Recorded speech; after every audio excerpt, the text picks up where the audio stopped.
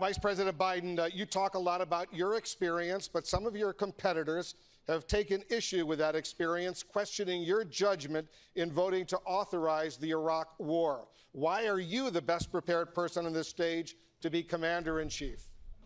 I said 13 years ago it was a mistake to give the president the authority to go to war if, in fact, he couldn't get inspectors into Iraq to stop what thought to be the attempt to get a nuclear weapon. It was a mistake, and I acknowledge that. But right out, the man who also argued against that war, Barack Obama, picked me to be his vice president. And once we were elected president, and vice president, he turned to me and asked me to end that war. I know what it's like to send a son or daughter, like our colleague has gone to war in Afghanistan, my son for a year in Iraq. And that's why I do it very, very reluctantly. That's why I led the effort, as you know, Wolf, against surging tens of thousands of troops into Afghanistan. We should not send anyone anywhere unless the overwhelming vital interests of the United States are at stake. They were not at stake there. They were not at stake in Iraq, and it was a mistaken vote. But I think my record overall on everything we've done has been, I'm prepared to compare it to anybody's on this stage. I wish that, I feel like some of these guys give worse answers than they could. So Biden actually penned an op-ed. Fuck, I should save this. Biden actually penned an op-ed on the Iraq war. It was either 1 year or 2 years. It wasn't this in 2006. I think it was one in, it's either 2003 or 2004, where he actually spoke about some of the issues with Bush. His main problem with Bush was that he authorized Bush to go to war, but he wanted Bush to go and get international coalition support to do it. But he didn't. Bush didn't do that, obviously, which Biden said was a massive mistake. I wish he should cite that op-ed. He should bring that up, but he doesn't. Oh, yeah, it's this right here. I'm sorry. Okay, this was written in 2004. I believe our invasion of the Iraq war was it March of 2003? Let me just make sure my timetable is correct. That began in 2003 with the invasion. Yeah, it was in March of 2003.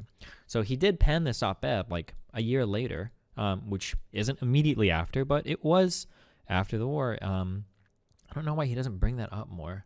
I feel like he should.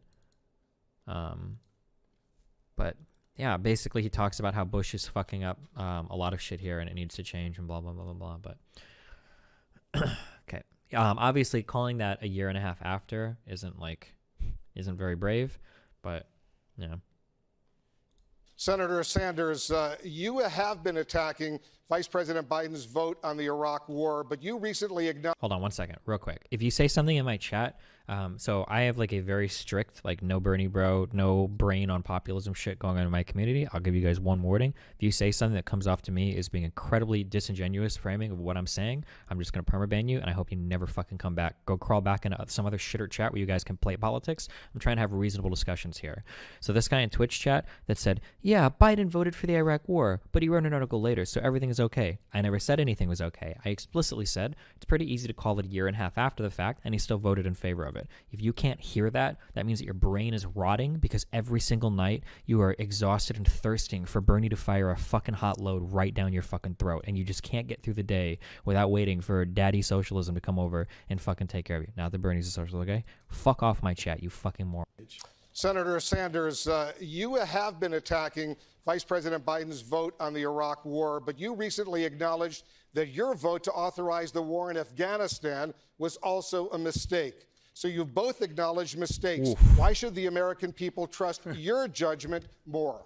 Well, it's a little bit of a difference. On that particular vote, every single member of the House, including myself, voted for it. Only Barbara Lee voted against it. But what I understood from right away in terms of the war in Iraq, the difference here is that the war in Iraq turned out to be the worst foreign policy blunder in the modern history of this country. That's arguable. The war in Afghanistan is pretty fucking horrible.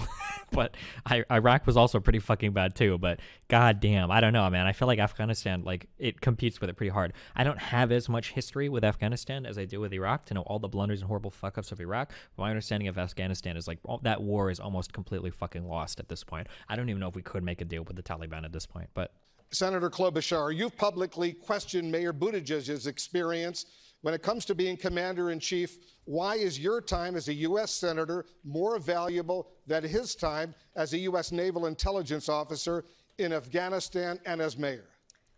Thank you, Wolf. And I've been very clear that I respect the mayor's experience very much in the military. I just have different experience. I've been in the U.S. Senate for over 12 years. And I think what you want in a president is someone who has dealt with these life and death issues and who has made decisions. I will look at my position on the Iraq War first. I wasn't in the Senate for that vote, but I opposed that war from the very beginning. In my first campaign for Senate, I ran against a Republican who ran ads against me on it, but I stood my ground. When I got to the Senate, I pushed to bring our troops home. Then I have dealt with every issue from Afghanistan to keeping our troops with good health care after what we saw with Walter Reed and being part of an effort to improve the situation for our troops in a very big way with their education and with their jobs and also with their health care. I think right now what we should be talking about, though, Wolf, is what is happening right now with Donald Trump. Donald Trump is taking us pell-mell toward another war. We have a very important resolution. We just found out today that 4 Republicans are joining Democrats to go to him and say, you must have an authorization of military force if you're going to go to war with Iran. That is so important because we have a situation where he got us out of the Iranian nuclear agreement, something I worked on for a significant period of time. As president, I will get us back into that agreement. I will take an oath to protect and defend our Constitution, Thank you. And I will mean it. Thank you. So for Amy, this debate is actually really important because the polls right now for Amy are not looking too great in Iowa. She's already kind of like, if we look at the national aggregate, if you look at the national aggregate for the polling, Amy still hasn't even broken 5 points. Like, she's sitting down here at like 3.2%. Iowa's coming up. She's probably going to get blown the fuck out. I mean, she's sitting down here in 5th, in a clear 5th. Like, she broke out over like Yang, and Booker's not in anymore, and Steyer and Tulsi and shit. But like, it's possible that this might be the last debate. I don't know. I guess I need to look up like how much money Amy Klobuchar's campaign has on hand. But like, yeah, this is a pretty important debate for her. She needs like a standout performance. No, you guys have already seen this and I haven't, but. Thank you, Senator Klobuchar. We're going to continue talking about who's best prepared to be commander-in-chief, Mayor Buttigieg. Well, I bring a different perspective. There are enlisted people that I served with, barely old enough to remember those votes on the authorization after 9/11. On the war in Iraq. And there are people now old enough to enlist who were not alive for some of those debates. The next president is going to be confronted with national security challenges different in scope and in kind from anything we've seen before. Not just conventional military challenges, not just stateless terrorism, but cybersecurity challenges, climate security challenges, foreign interference in our elections. It's going to take a view to the future as well as the readiness to learn from the lessons of the past. And for me, those lessons of the past are personal. Senator Warren. I don't really think that was a good answer. It was emotionally loaded, but all he's saying is like, it's personal for me, but I don't really fucking know fuck all about it. But okay, dude. Vice President Biden. I was part of that deal to get the nuclear agreement with Iran, bringing together the rest of the world, including some of the folks who aren't friendly to us. And it was working. It was working. It was being held tightly. There was no movement on the part of the Iranian government to get closer to a nuclear weapon. And look what's happened. He went ahead, and it was predictable from the day he pulled out of that agreement, Trump, what exactly would happen. We're now isolated. We're in a situation where our allies in Europe are making a comparison between the United States and Iran, saying both ought to stand down, making a moral equivalence. We have lost our standing in the region. We have lost the support of our allies. The next president has to be able to pull those folks back together, reestablish our alliances, and insist that Iran go back into the agreement, which I believe with the pressure applied as we put on before, we can get done. So just to be clear, Vice President Biden, would you leave troops in the Middle East or would you pull them out? I would leave troops in the Middle East in terms of patrolling the Gulf, where we are now, small numbers of troops. And I think it's a mistake to pull out the small number of troops that are there now to deal with ISIS. What's happened is now that he's gone ahead, the president, and started this whole process moving, what's happening? ISIS is going to reconstitute itself. We're in a position where we have to pull our forces. Is ISIS even a major player in the region anymore? Also, where do we have troops that are down there fighting ISIS? Like in Afghanistan, we're fighting the Taliban. I don't know what the fuck we're doing in Iraq right now, or how much we even have stationed in Iraq.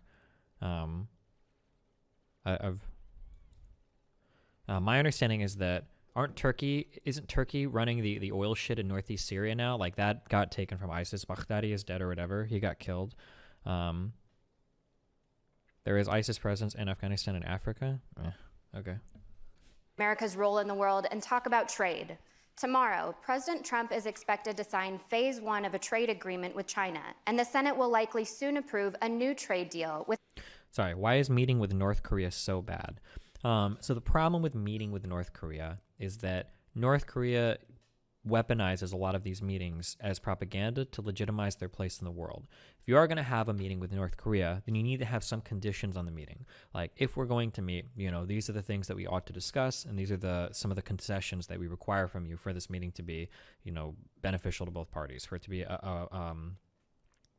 be a meeting where everything happening is like approved by both sides, or mainly our side, I guess. The problem with a lot of Trump's meetings is that Trump meets with Kim and doesn't get anything for it, right? There are no concessions. North Korea is still developing weapons. North Korea is still testing missiles. North Korea is still spinning up centrifuges. Like, we got nothing from that. So meeting with Kim like that just kind of legitimizes Korea on a world stage, North Korea on a world stage, and we didn't really get anything. Senator Sanders, you have said that New Deal, the USMCA, quote, makes some modest improvements, yet you're going to vote against it. Aren't modest improvements better than no improvements for the farmers and manufacturers who have been devastated here in Iowa? The answer is we could do much better than a Trump-led trade deal. This deal, and I think the proponents of it acknowledge, will result in the continuation of the loss of hundreds of thousands of good-paying jobs as a result of outsourcing.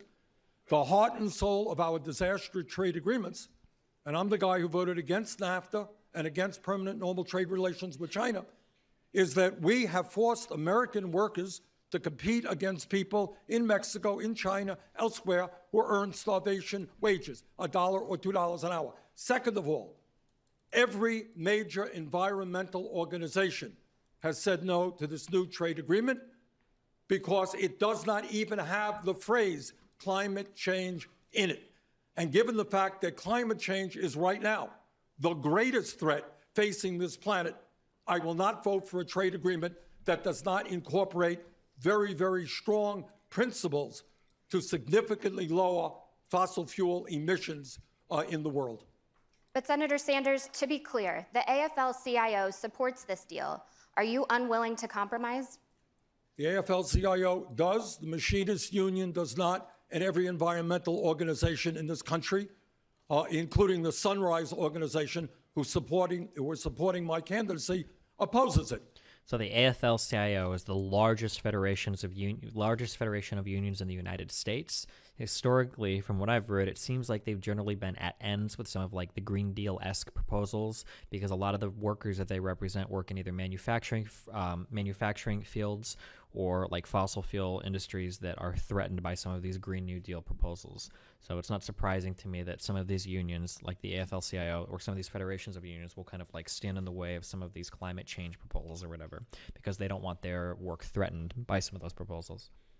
Another good example of unions don't always have major concerns about the environment. They're more concerned with protecting their members, which is fine. It's what a union ought to be concerned with. So I happen to believe, and I hope we will talk about climate change in a moment, if we do not get our act together in terms of climate change, the planet that we're going to be leaving our kids and our children and our grandchildren will be increasingly unlivable and uninhabitable. We're going to get to climate change, but I'd like to stay on trade. Senator Warren. Well, they are the same in this issue. Senator Warren, you support the USMCA. Why is Senator Sanders wrong? I do. I wasn't. That phrasing is pretty iffy, but okay. Here, I've been in Congress long enough to have voted against NAFTA, but I led the fight against the trade deal with Asia and the trade deal with Europe because I didn't think it was in the interests of the American people, the American workers, or environmental interests. But we have farmers here in Iowa who are hurting, and they are hurting because of Donald Trump's initiated trade wars. We have workers who are hurting because the agreements that have already been cut really don't have enforcement on workers' rights. This new trade deal is a modest improvement. Senator Sanders himself has said so. It will give some relief to our farmers. It will give some relief to our workers. I believe we accept that relief. We try to help the people who need help, and we get up the next day and fight for a better trade deal. We need a coherent trade policy.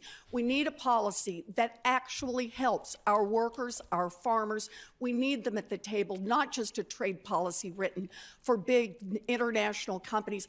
I'm ready to have that fight, but let's help the people Thank who you. need Senator help right Sanders, now. can you please respond to Senator Warren? Well, I think that it is not The moderator sounds like a robot, whoever this woman is. Holy shit. so easy to put together Like the Terminator. new trade legislation. If this is passed, I think it will set us back a number of years. Senator Warren is right in saying we need to bring the stakeholders to the table. It is the family farmers here in Iowa and in Vermont and around the country. That is the environmental community. That is the workers. Bottom line here is I am sick and tired of trade agreements negotiated by the CEOs of large corporations Senator Klobuchar, behind I'd like doors. to bring you in here. Brianne, I want to hit reality here. I serve on the Agriculture Committee, and I will never forget going to Crawfordsville here in Iowa, and thank you for bringing up Iowa, Brianne, since that is where we are. And I went to this plant, and there was one worker left in that plant. That plant had been shut down because of Donald Trump's trade policies and because of what he had done to those workers with giving secret waivers to oil companies and ruining the renewable fuel standard. That worker brought out a coat rack of uniforms, and he said, "These are my friends. They don't work here anymore." And their names were embroidered on those uniforms. Derek, Mark, Salvador. And that guy started to cry. Oh my God. These are real people hurt by Donald Trump's trade war. So what we should do, and I support the USMCA, I am glad that these improvements were made that are supported by people like Richard Trumka and Sherrod Brown on labor and environment and on pharma, the sweetheart deal, Thank because I you. think we need a big Thank you, trading Senator bloc with North Klobuchar. America to take on China. And the way you Senator are stronger Klobuchar, with your time China is is up. with your allies. Mayor Buttigieg, do you support the USMCA, yes or no? Yes, it has been improved. It is not perfect.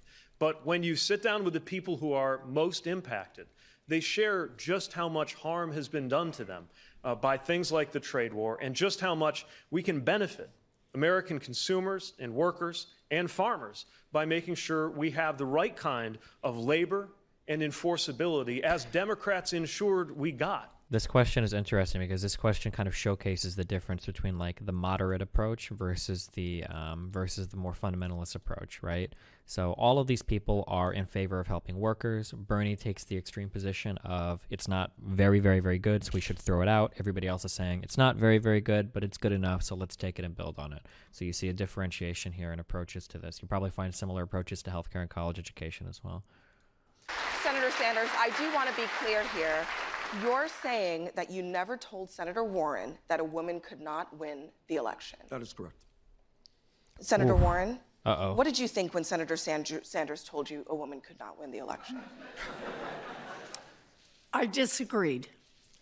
Bernie is my friend, and I am not here to try to fight with Bernie. But look, this question about whether or not a woman can be president has been raised, and it's time for us to attack it head on.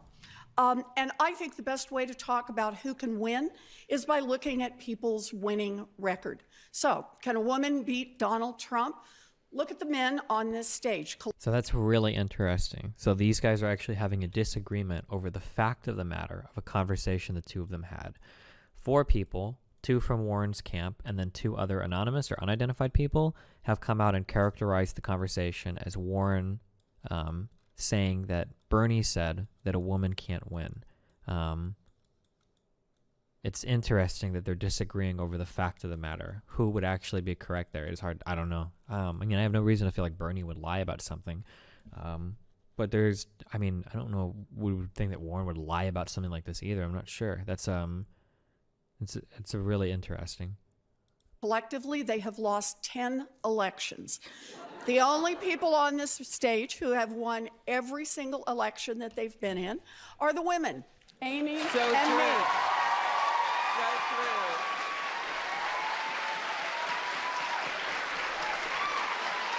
And the only person on this stage who has beaten an incumbent Republican any time in the past 30 years is me. And here's what I know. The real danger that we face as Democrats is picking a candidate who can't pull our party together or someone who takes for granted big parts of the Democratic constituency. We need a candidate who will excite all parts of the Democratic Party, bring everyone in, and give everyone a Democrat to believe in. That's a really hard sell for Warren because the two candidates with the broadest coalition right now are actually Biden and Bernie. Elizabeth Warren does not poll as well with lower class workers, and she does not poll as well with minorities, nowhere near as much as Bernie or Biden do.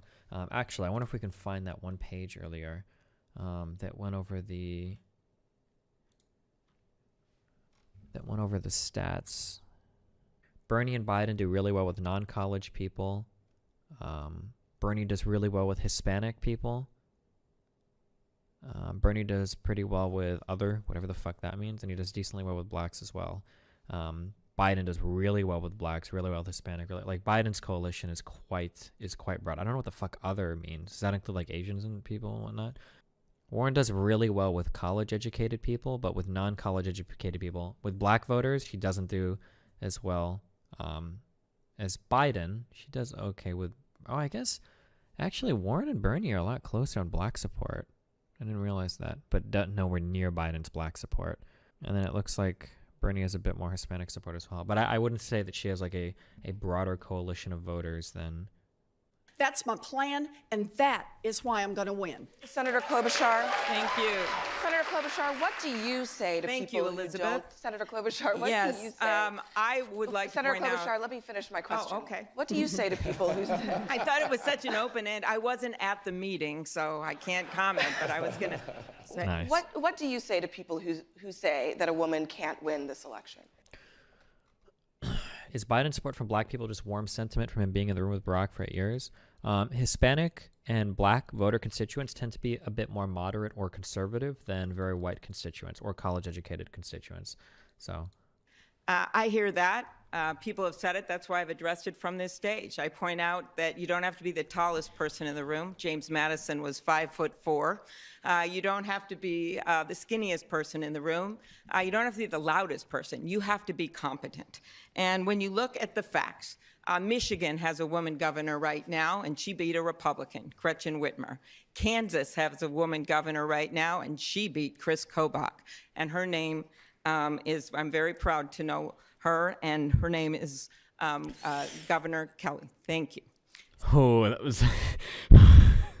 Third, I would add to this, you have to be competent to win, and you have to know what you're doing. And when you look at what I have done, I have won every race, every place, every time. I have won in the reddest of districts. I have won in the suburban areas, in the rural areas. I have brought people with me. That is why I have the most endorsements of current Iowa legislators and former Iowa legislators in this race. Thank you. Because I know I bring people with me. And finally, every Thank you, single Senator person Klobuchar. that I have beaten, my Republican opponents, have gotten out of politics for good.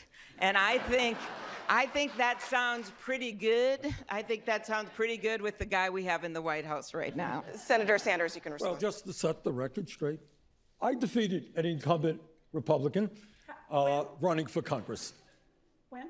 1990.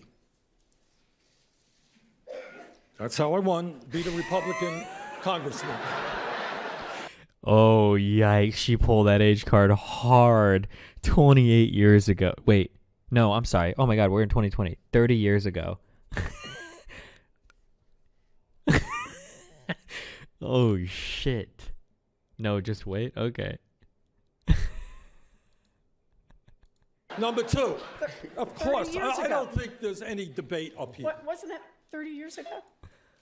I beat an incumbent Republican congressman. And I said, I was the only one who's beaten an incumbent Republican in 30 years. Well, 30 years ago was 1990, as a matter of fact. But I don't know that that's the major issue of the day. I think what the major issue of the day is, does anybody in their right mind think that a woman cannot be elected president? Nobody believes that. If Hillary Clinton got 3 million votes, more votes than Trump. So who believes that a woman can't win? Of course a woman can win. But the real question is, how do we beat Trump? And the only way we beat Trump is by a campaign of energy and excitement, and a campaign that has by far the largest voter turnout in the history of this country. And I believe that our campaign has the strongest grassroots movement. Thank we you. have been endorsed by many Senator grassroots Warren, organizations. Senator That's why Warren, we I win. want to give you the final word. So I do think it's the right question, how do we beat Trump? And here's the thing. Since Donald Trump was elected, women candidates have outperformed men candidates in competitive races. And in 2018, we took back the House, we took back state houses because of women candidates and women voters. Look, don't deny that the question is there. Back in the 1960s, people asked, could a Catholic win? Back in 2008, people asked if an African American could win. In both times, the Democratic Party stepped up and said yes, got behind their candidate, and we changed America. That's who we are. Vice President Biden. Vice President Biden, go ahead. I agree, women can win, and I've went in and campaigned for 27 of them this last in 2018, the best group I've ever campaigned for in terms of competence. But the real issue is who can bring the whole party together, represents all elements of the party, African Americans, brown, black, women, men, gay, straight. The fact of the matter is that I would argue that in terms of endorsements around the country, endorsements wherever we go, I am the one who has the broadest coalition of anyone running up here. That's true. In this race. All right, we're going to take a short break now. The CNN Democratic presidential debate live from Drake University. We'll be right back after this.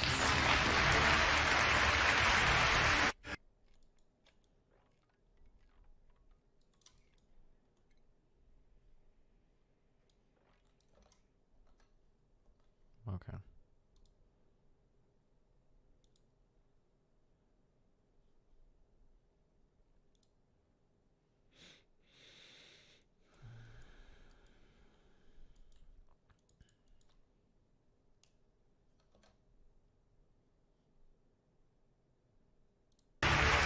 Welcome back to the CNN Democratic presidential debate live from Drake University in Des Moines, Iowa. Let's turn to health care, the top issue for Iowa Democrats. Donald Trump is trying to repeal Obamacare, including the protections for pre-existing conditions. We all know that each of you vigorously opposes that. Still, there are some questions about what each of you would do.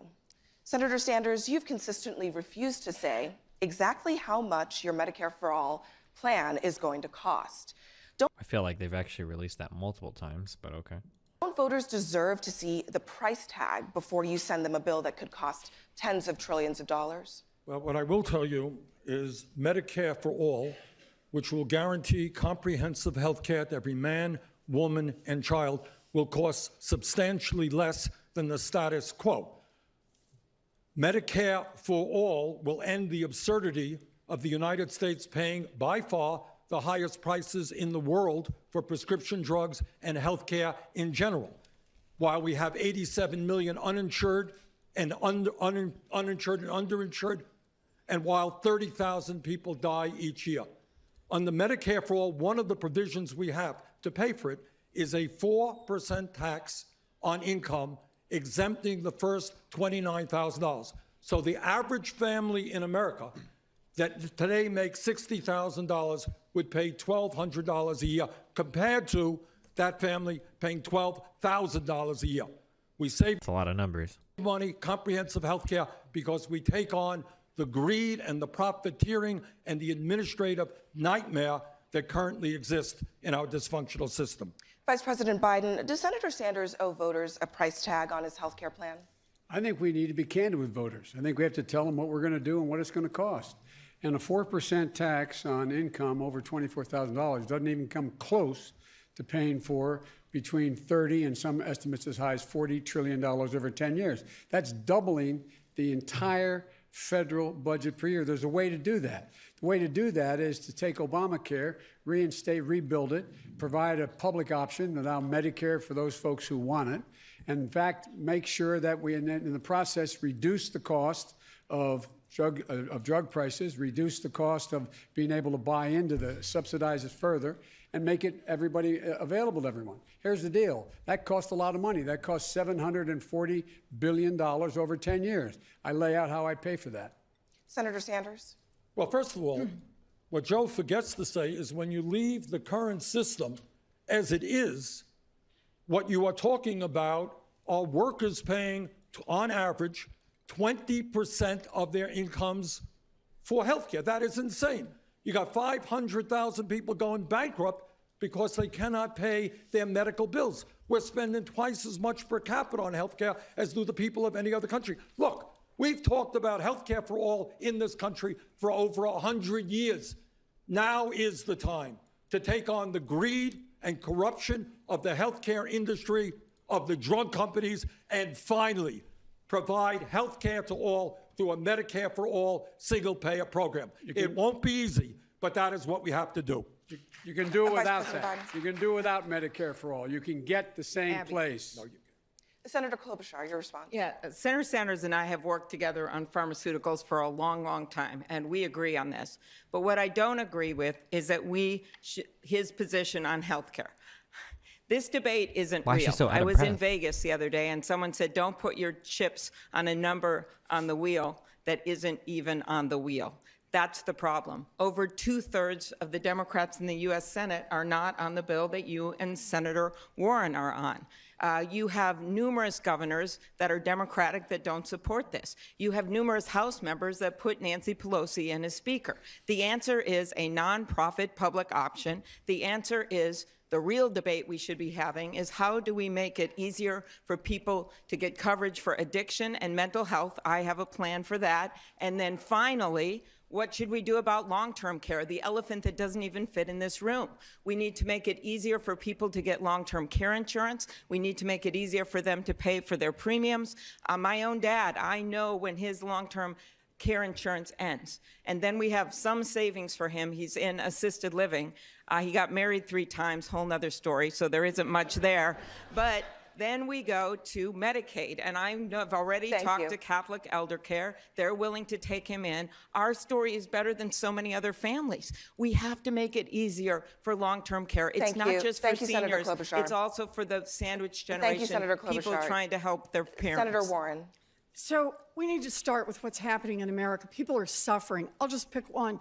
36 million people last year went to the doctor, got a prescription. This is what they needed to get well, and they couldn't afford to have the prescription filled. They looked at it and said, it's either groceries or this prescription. My approach to this is we've got to get as much help to as many people as quickly as possible. I just want to say that Klobuchar's answer was right on there, actually. If you go to the casino, don't put your chips on a number that's not even on the wheel, okay? It's super important. Worked out a plan where we can do that without raising taxes on middle-class families by one thin dime. What I can do are the things I can do as president on the first day. We can cut the cost of prescription drugs. I'll use the power that's already given to the president to reduce the cost of insulin and EpiPens and HIV/AIDS drugs. Let's get some relief to those families, and I will defend the Affordable Care Act. I've got a plan to expand health care, but let's keep in mind, when we come to a general election, we Democrats may argue among each other about the best way to do health care, but we're going to be up against a Republican incumbent who has cut health care for millions of people and is still trying to do that. I'll take our side of the argument any day. We're going to beat him Senator Warren. on this. Vice President Biden. The proposal I lay out does, in fact, limit drug costs. It allows all the drug companies, it allows you to Medicare to negotiate with drug companies for the price. It sets a system whereby you cannot raise the price of a drug beyond the cost of medical inflation. And by the way, there's mental health parity that I call for in the Obamacare expanded with the Biden option. Mr. Steyer? Look, we've had this conversation on this stage so many times. Everybody on this stage believes that affordable health care is a right for every single American. Everybody on this stage knows that Americans are paying twice as much for health care as any other advanced country in the world, and it makes no sense, and the government has to step in. I do happen to agree with Vice President Biden that we should move and develop the Affordable Care Act with a public option. But the real question is this. This is not a new problem. Why do we keep having this conversation? We have a broken government. It has been bought by corporations that include the drug companies, the insurance companies, and the private hospitals. Yep. That's what I'm talking about. How do we get back government of, by, and for the people? How do we actually break the corporate stranglehold on our government so that we can get any of these things passed? Thank you, Mr. Steyer. Senator Sanders, your campaign proposals would double federal spending over the next decade, an unprecedented level of spending not seen since World War II. How would you keep your plans from bankrupting the country? No, our plan wouldn't bankrupt the country, and in fact, it would much improve the well-being of working-class families and the middle class. Let us be clear what Medicare for All does. It ends all premiums. It ends all co-payments. It ends the absurdity of deductibles. It ends out-of-pocket expenses. It takes on the pharmaceutical industry, which in some cases charges us 10 times more for the same prescription drugs sold abroad as sold here. What we will do through a Medicare for All single-payer program is substantially lower the cost of health care for employers and workers, because we end the $100 billion a year that the healthcare industry makes and the $500 billion a year we spend in the administrative nightmare of dealing with thousands of separate insurance plans. Healthcare is a human right. Every other major country on earth is guaranteeing healthcare for all. The time is long overdue for us to do the same. Senator Klobuchar. Again, I think it is much better to build on the Affordable Care Act, and if you want to be practical and progressive at the same time and have a plan. And people always make fun of me for what I said about Delaney's attacks on the social health care that he did a long time ago when nobody else was making those attacks.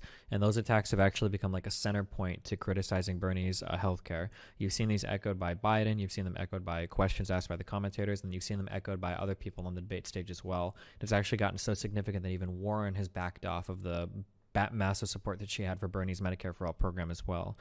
This does seem to be a stickler in the Democratic Party that people aren't willing to do like a program as extreme as Bernie's, and he keeps getting attacked over it over and over and over again.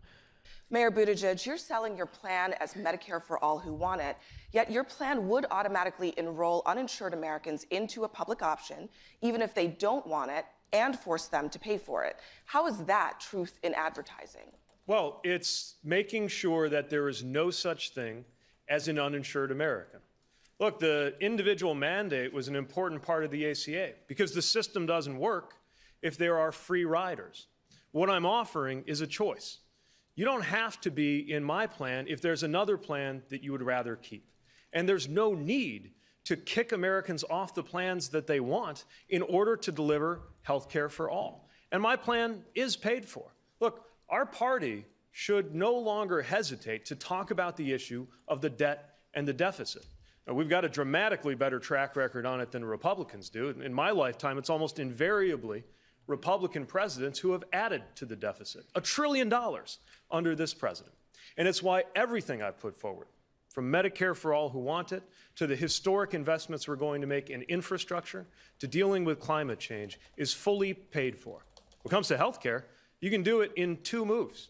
Of course, my plan costs $1.5 trillion over a decade. No small sum, but not the 20, 30, 40 that we're hearing about from the others. All I got to do is 2 things. Both of them are common sense. Allow Medicare to negotiate prescription drug prices and roll back the Trump corporate tax cuts that went to corporations and the wealthy that didn't even need it. Senator Warren. So I started this by talking about 36 million Americans, including Americans with insurance, who just can't even afford to have a prescription filled. We all talk about plans, healthcare plans that we have, and these plans are paid for. The problem is that plans like the mayor's and like the vice president's is that they are an improvement. They are an improvement over where we are right now, but they're a small improvement. And that's why it is that they cost so much less, because by themselves, they're not going to be enough to cover prescriptions for 36 million people who can't afford to get them filled. What we need to do is make the commitment that we know where the money comes from. We can ask those at the very top, the top 1%, to pay a little more. Those giant corporations like Chevron and Amazon who paid nothing in taxes, we can have them pay. And we can go after the corporate tax cheats. And when we do that, we have enough money to provide health care for all our people. Yes, we build on the Affordable Care Act, but where we end up is we offer health care to all of our people, and we can offer it at no cost or low cost to all of them. Mayor Buttigieg. It's just not true that the plan I'm proposing is small. We got to move past a Washington mentality that suggests that the bigness of plans only consists of how many trillions of dollars they put through the Treasury, that the boldness of a plan only consists of how many Americans it can alienate. This would be a game changer. This would be the biggest thing we've done to American healthcare in a half century. Let's measure the effects of our plans based on what they would do in our everyday lives. And yes, we're taking on cost. On prescription drugs, we'll have an out-of-pocket cap, even if you don't get the subsidies that would make it free, a $250 monthly cap. And here's why it's got to be monthly. You ever been in that situation or known somebody who finds that they've got to defer a procedure or delay filling a prescription to try to have it happen in the right month? Because of when your out-of-pocket cap hits, it makes no sense medically, because most of us don't experience the economy on an annual basis. Our bills don't come in every year, they come in every month. Same with our paychecks, bi-weekly or monthly. That's why we set this up in a way to solve the problem without running up 20, 30, 40 trillion dollar Senator bills. Warren, your response? Look, the numbers that the mayor's offering just don't add up. The average family in America last year paid $12,000 in some combination of deductibles and co-pays and uncovered expenses and fees. Is that actually true? That sounds really high. The average family in America pays about $1,000 a month in medical expenses. Does that include your insurance payments? If that includes insurance payments, I could maybe see that, but even that sounds really high. Even for a family of four, $1,000 a month. That's really hard to believe. Maybe I'm really curious if anybody has a source for that stat. It's average, not median. Okay, because I wonder if the elderly dramatically drive that up. How much does individual health insurance cost per month? These are the average monthly premiums for individual coverage. These are the average monthly premiums for family coverage. I wonder if this includes healthcare plans you get through work. And I wonder if this includes for very elderly people. Individual health insurance is health insurance that you purchase.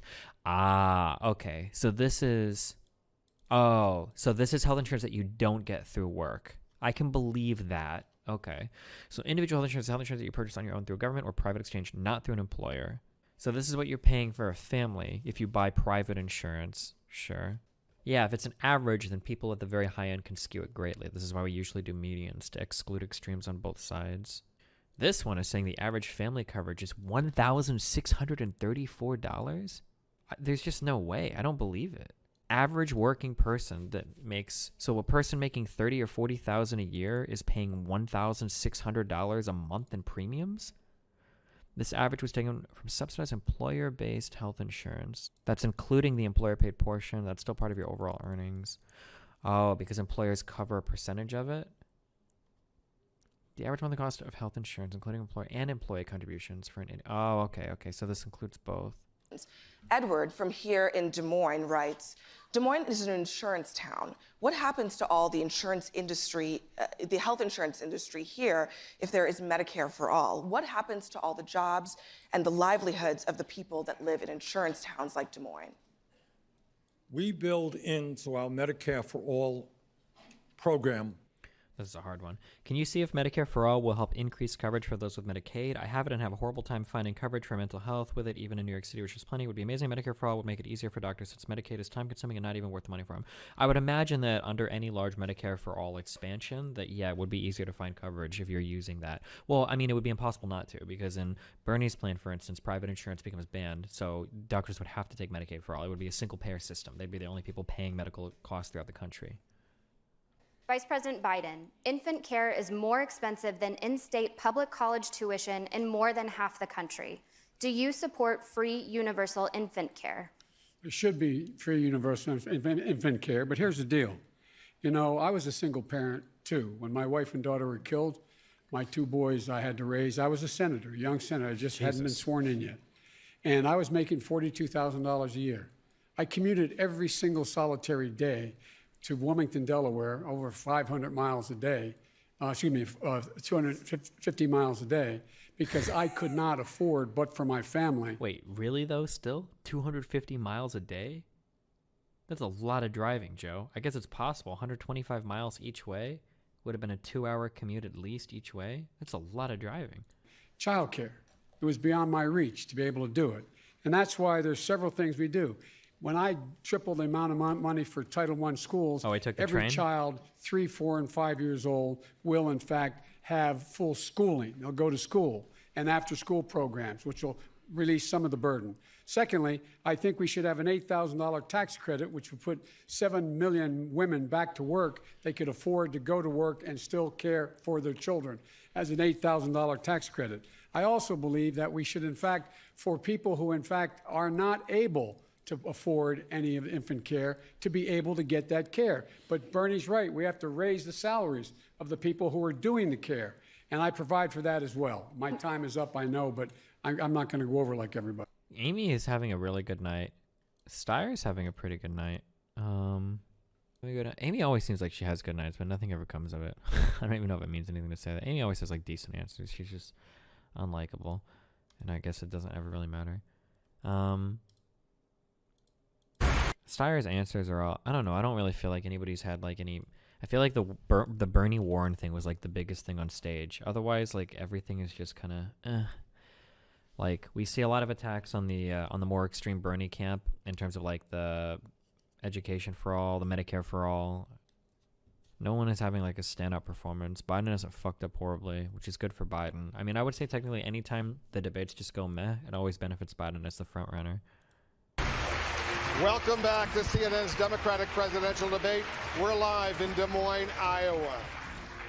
Tomorrow, the Speaker, Nancy Pelosi, will send articles of impeachment against President Trump to the United States Senate, launching the 3rd trial of a U.S. president. The Republican-led Senate has signaled that it is likely to acquit him. Vice President Biden, if you're the nominee, is it going to be harder to run against President Trump if he's been acquitted and able to claim vindication, especially... This is a really good question. This is a question I had a few days ago. One of the worries about sending articles of impeachment to the Senate is that if they send it to the Senate acquits him, which they will, does that vindicate the American public? Or does that vindicate Trump to the American public? Like, oh, well, hey, you know, it went to the Senate. They didn't do shit. Like... oh, I mean, I guess like all of that Ukraine stuff was bullshit. I really wonder about that, what the perception is to the average voter there. Steyer's unironically had some good answers. Keep you in Washington in the weeks leading up to the Iowa caucuses here. How big of a problem is that for you as you're making your closing pitch to voters here? Look, some things are more important than politics. I took an oath to uphold the Constitution of the United States of America. It says that no one is above the law. That includes the President of the United States. If we have an impeachment trial, I will be there because it is my responsibility. But understand this. What that impeachment trial is going to show, once again, to the American people, and something we should all be talking about, is the corruption of this administration. That's what lies at the heart of it. It is about Donald Trump putting Donald Trump first, not the American people, not the interests of the United States of America, not even in helping Ukraine defend against Russia. It is about him helping himself. That is what we need to do to win this election. We need to draw that distinction and show that as Democrats, we're not going to be the people who are just out for the big corporations, people who want to help themselves, that we are going to be the party that is willing to fight on the side of the people. That's why we're here. Let's turn now to the climate crisis. Here in Iowa, parts of the state remain underwater after record-breaking flooding began last spring, racking up an estimated $2 billion in damages. Today, many Iowans are still displaced from their homes. Mayor Buttigieg, you've talked about helping people move from areas at high risk of flooding. But what do you do about farms and factories that simply can't be moved? That's why we have to fight climate change with such urgency. Climate change has come to America from coast to coast. Okay, I don't know if I'm just tired or what. I'm not feeling anybody's energy in this debate right now. I don't really feel like Warren's given that great answers. I feel like Pete's answers have been especially meh tonight. Steyer's been the only person that has like had like, I feel like consistently decent answers, but it's fucking Steyer. Nobody cares. Amy, it's whatever. No one cares. Biden has been doing okay. Like, like, I miss you know who I really miss in these fucking debates? You know who really had energy in these fucking debates? It's fucking Kamala Harris. Holy shit. She was a fucking piranha. She would go after fucking anybody. Hell yeah. So far, do you think the CNN questions were biased against Bernie? I mean, some of them were pretty hard, sure. But I mean, everybody here is getting hit with pretty hard questions, I would say. Like, that one for Steyer was, like, pretty hard. I think there have been a couple pretty hard ones for Steyer. Who were we saying earlier? This is such a boring debate, actually. I'm not even there have been, like, a couple hard ones that have gone around. I think the hardest was probably during the whole woman thing or whatever. Oh, Biden got hit by a couple hard ones, yeah. But the Bernie Warren exchange on the whether or not a woman could run has definitely been the hardest, or like the hardest two people going at each other. I don't know if I would say they're the hardest questions, but Candidates, thank you very, very much. That concludes the first Democratic presidential debate of 2020. The Iowa caucuses. Meh. What a meh debate. Pete had a really good answer towards the end. That was pretty funny. We had the Bernie and Warren spat. I don't know. I feel like these questions were pretty aggressive towards everybody. I guess Bernie got a couple hard ones for sure. The Warren-Bernie thing is pretty unresolved. I think the big thing that is like anger-inducing is that you don't really know. So like it feels like Warren felt like Bernie said something that Bernie feels like he didn't say, and then they didn't really resolve that, which is interesting. The last time I had like a subreddit team, when I was fighting with those alt-right people, a few threads were going up.